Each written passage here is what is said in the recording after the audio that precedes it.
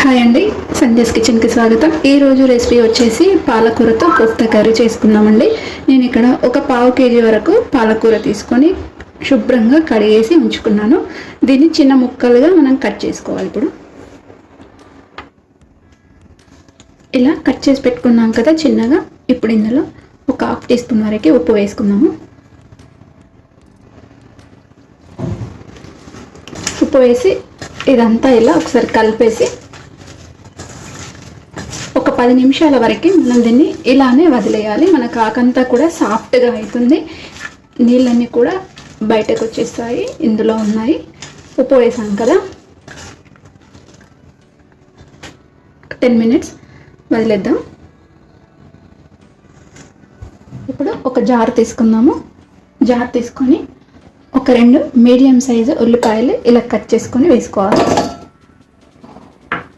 అలాగే పచ్చిమిర్చి ఒక 5 పచ్చిమిర్చి వేసుకోవాలి.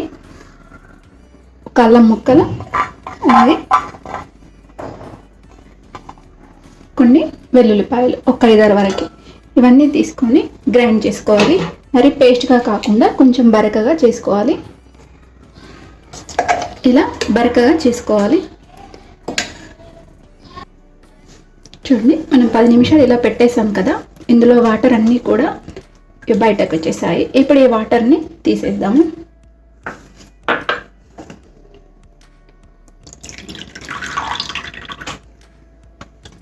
ఇది పక్కన పెట్టేద్దాం.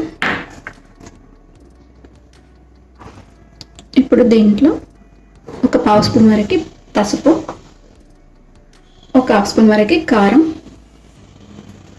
కొంచెం పావు స్పూన్కి కొంచెం తక్కువగా ఉప్పు, ఇవన్నీ వేసుకోవాలి. ఇప్పుడు ఇందులో ఒక 4 టేబుల్ స్పూన్ల వరకు శనగపిండి వేస్తున్నాను. ఇదంతా కూడా ఒకసారి కలిపేసుకుందాము. ఇది ఎలా అంటే మనకు ఒక ముద్దలాగా రావాలన్నట్టు. ఇందులో ఇంకా పిండి పడితే వేసుకోవచ్చు.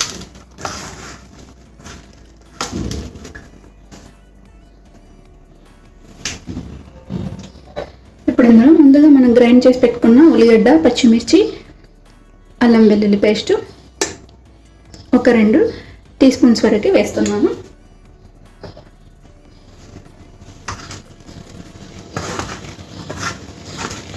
ఇదంతా మంచిగా కలిపేసుకుని ఒక ముద్దలా చేసుకోవాలి.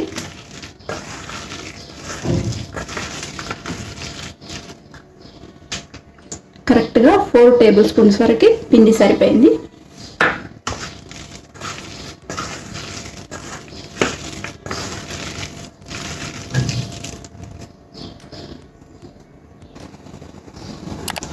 ఇలా కలిపేసి పెట్టుకున్నాం కదా. ఇప్పుడు ఇలా చిన్న బాల్స్ లాగా చేసుకోవాలి. ఇంత సైజుగా చేసుకొని అన్నీ ఇలా పక్కన పెట్టేసుకోవాలి. నాకు బైండింగ్గా వస్తుంది కదా, పిండి సరిపోయింది. రాలేదనుకోండి ఇంకొంచెం పిండి వేసుకుంటే కరెక్ట్గా వస్తాయి బాల్స్. మనం అన్నీ కూడా ఇదే విధంగా చేసుకొని పెట్టేసుకోవాలి. చూడండి, అన్నీ ఈ విధంగా చేసుకొని పెట్టుకోవాలి. ఇప్పుడు మనం ఒక గిన్నెలో నీళ్ళు తీసుకున్నాము. ఇప్పుడు ఇలాంటి హోల్స్ ఉన్న దానికి తీసుకొని కొంచెం ఆయిల్ రాసేసి పెట్టుకోవాలి. ఇప్పుడు మనం చేసుకున్న ఈ బాల్స్ ఉన్నాయి కదా, ఇందులో పెట్టేసుకోవాలి. కావాలంటే ఇవి డీప్ ఫ్రై కూడా చేసుకోవచ్చు, కాకపోతే నేను ఇలా ఆవిరికి ఉడికిస్తున్నాను.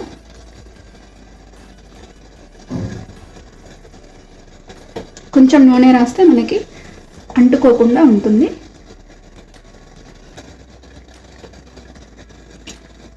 ఇలా పెట్టేసుకొని ఒక 7-8 నిమిషాలు మనం మూత పెట్టి ఉడికించుకోవాలి.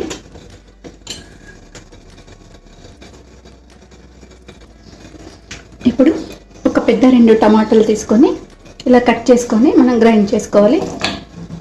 మెత్తగా గ్రైండ్ చేసుకోవాలి. ఇప్పుడు మనకు ఒక 8 మినిట్స్ వరకు మనము ఉడికించుకున్నాము. ఎక్కువగా ఉడికించుకుంటే మనం అవన్నీ కూడా గట్టిగా అయిపోతాయి.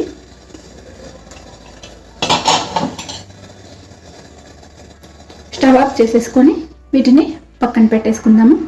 ఇప్పుడు ప్యాన్ పెట్టుకుందాము. ఇప్పుడు ప్యాన్ పెట్టుకున్నాం కదా, ఇందులో ఒక 2 టేబుల్ స్పూన్ల వరకు ఆయిల్ వేసుకుందాము. మన కోతా కర్రీలో కొంచెం ఆయిల్ ఎక్కువ ఉంటేనే బాగుంటుంది.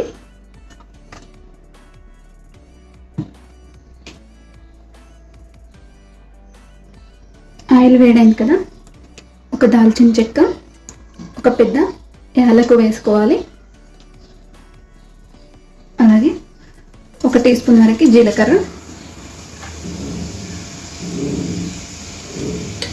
ముందుగా గ్రైండ్ చేసి పెట్టుకున్న ఈ ఉల్లిపాయ పేస్ట్ కూడా వేసుకోవాలి.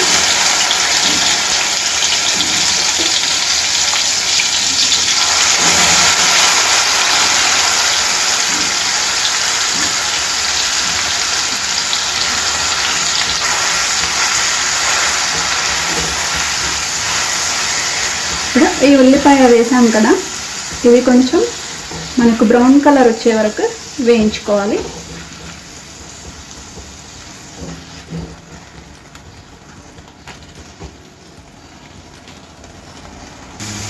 ఇప్పుడు కొంచెం మనకు ఫ్రై అయింది కదా, ఇప్పుడు ఇందులో 1 టీ స్పూన్ వరకు ధనియాల పొడి, అలాగే 1/2 టీ స్పూన్ వరకు కారం, 1/4 స్పూన్ వరకు పసుపు, ఇవన్నీ వేసి కొంచెం సేపు అంటే ఒక 30 సెకండ్స్ వరకు ఉడికించుకోవాలి.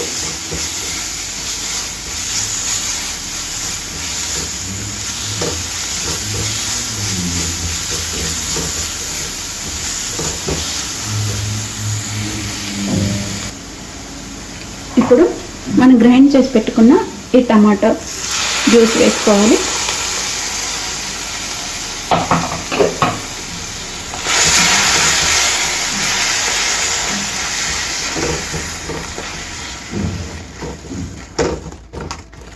ఇలా కలిపేసుకున్న తర్వాత ఇందులో 1 టీ స్పూన్ వరకు ఉప్పు వేసుకుందాము. మనకు టేస్ట్కి సరిపడా ఉప్పు వేసుకోవాలి. ఉప్పు కారం ఏదైనా కూడా టేస్ట్కి సరిపడా వేసుకోవాలి. ఇలా వేసుకున్నాం కదా, ఇది కొంచెం ఆయిల్ అంతా పైకి వచ్చే వరకు మనం దీన్ని ఉడికించుకోవాలి. చూడండి, మనకు ఆయిల్ అంతా కూడా పైకి వచ్చేసింది కదా, ఇప్పుడు ఇందులో మనం వాటర్ వేసుకుందాము. నేనైతే ఇక్కడ 1 గ్లాస్ వరకు వాటర్ వేసాను. అలాగే 1 అర స్పూన్ వరకు గరం మసాలా, 1 టీ స్పూన్ వరకు కసూరి మేతి, ఇలా చేతితో తీసుకొని ఇలా నలుపుతూ వేసుకోవాలి.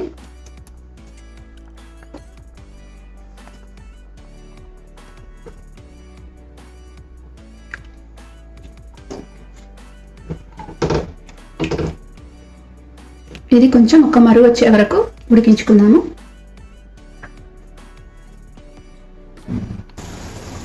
ఇది మనం కూడా చేసుకొని పెట్టుకున్న ఈ పాలకూరని ఇందులో వేసేసుకోవాలి.